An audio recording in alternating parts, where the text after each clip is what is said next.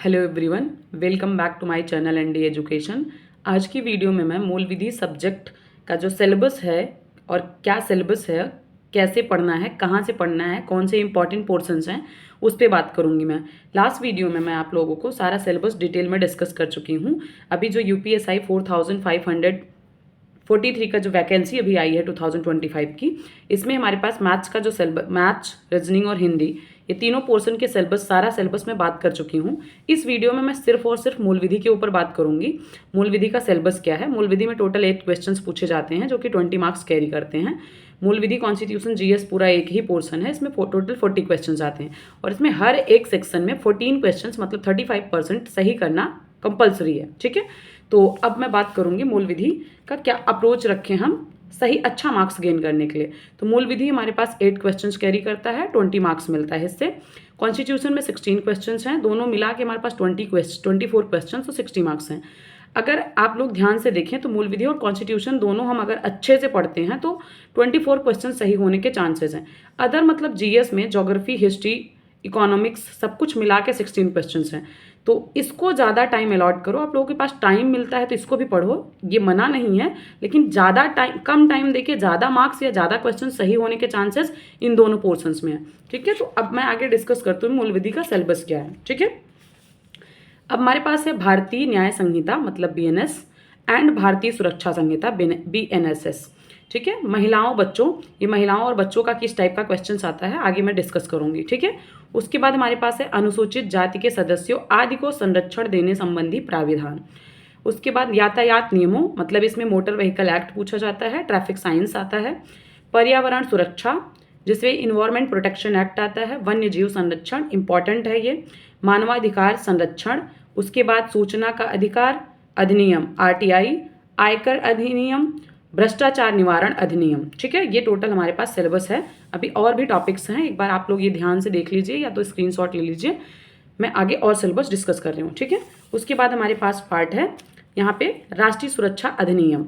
ठीक, उसके बाद आईटी अधिनियम, राष्ट्रीय सुरक्षा अधिनियम एनएसए, आईटी अधिनियम, साइबर अपराध, जनहित याचिका पीआईएल, महत्वपूर्ण न्यायिक निर्णय, भूमि सुधार, भूमि अधिग्रहण, भू राजस्व संबंधी कानूनों का सामान्य ज्ञान। ये टोटल सिलेबस है हमारे पास जो मूल विधि में पूछा जाएगा। ठीक है, ये सिलेबस जो अभी मैं डिस्कस की हूँ यही है टोटल सिलेबस यहाँ से लेके। ठीक है, उसके बाद ये है हमारे पास टोटल सिलेबस। अभी मैंने आप लोगों को यहाँ पे बोला था महिलाओं और बच्चों से रिलेटेड किस टाइप के क्वेश्चंस मूल विधि में आते हैं, तो वो मैं डिटेल में अगर डिस्कस करूँ तो हमारे पास महिलाओं और बच्चों से रिलेटेड जो क्वेश्चंस पूछे जाते हैं उसमें दहेज प्रतिषेध अधिनियम है, घरेलू हिंसा है, स्त्री का अशिष्ट रूपण है, बाल विवाह जिसको शारदा अधिनियम के नाम से भी जानते हैं, पोस्को एक्ट है, SC/ST एक्ट है, शिक्षा का अधिकार अधिनियम। ये सारे महिलाओं और बच्चों से रिलेटेड क्वेश्चंस इसमें पूछे जाते हैं। ठीक है, तो ये रहा अभी तक का हमारा सिलेबस। अब आगे मैं ये डिस्कस करूंगी कहाँ पे ज़्यादा ध्यान देना है, किस टाइप के क्वेश्चंस पूछे जाते हैं मूल विधि में। ठीक है, तो अब हमारे पास है, एक सेकेंड, जो बीएनएसएस है या बीएनएस है या एक्ट्स, जो भी क्वेश्चंस इससे मूल विधि में पूछे जाते हैं, इंपॉर्टेंट क्वेश्चंस बनते हैं डेट्स से। कैसे टाइप के डेट, जैसे कि कब वो पारित हो या अधिनियमित हो, इनेक्ट हो, सारे वर्ड्स का मीनिंग सेम है। कोई भी अधिनियम है तो उसका फुल नेम क्या है वो भी इंपॉर्टेंट है, याद रखना।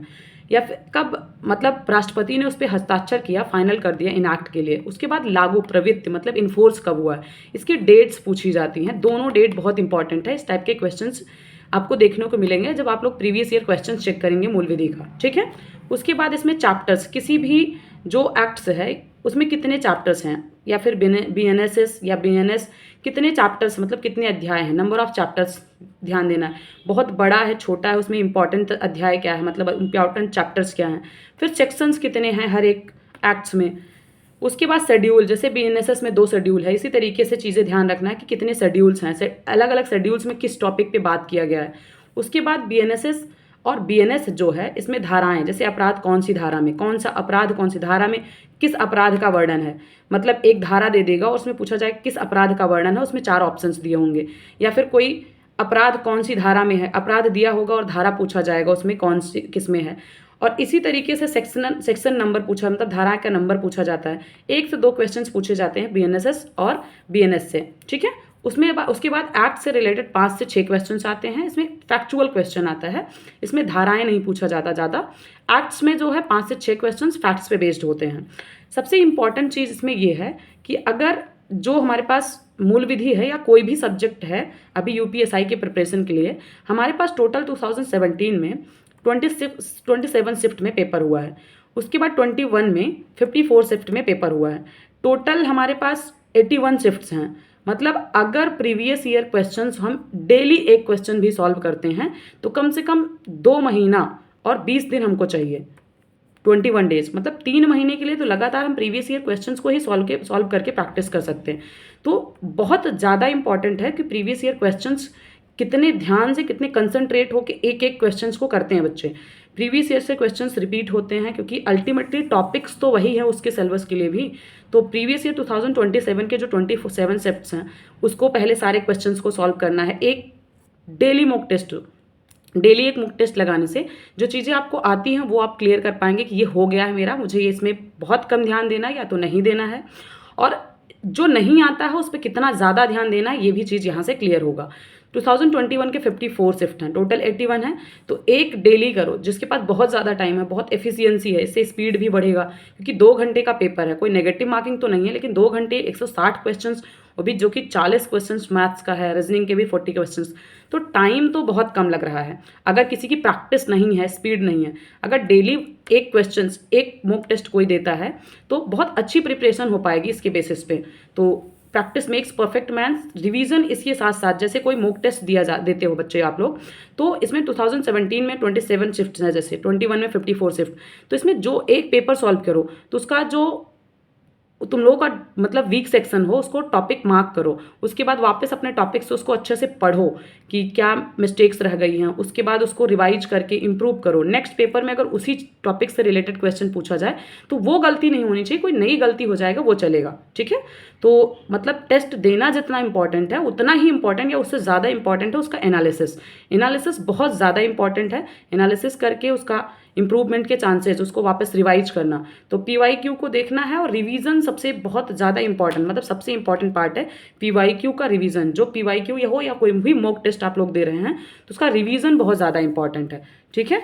तो अभी तक मैंने मूल विधि का पूरा सिलेबस डिस्कस कर लिया है, क्या है सिलेबस इसमें, और उसके बाद कौन सी चीज़ों पर ध्यान देना है मूल विधि के, ठीक है।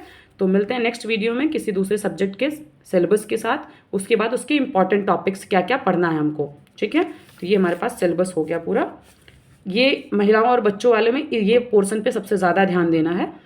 Thank you so much, all the best, मिलते हैं नेक्स्ट वीडियो में।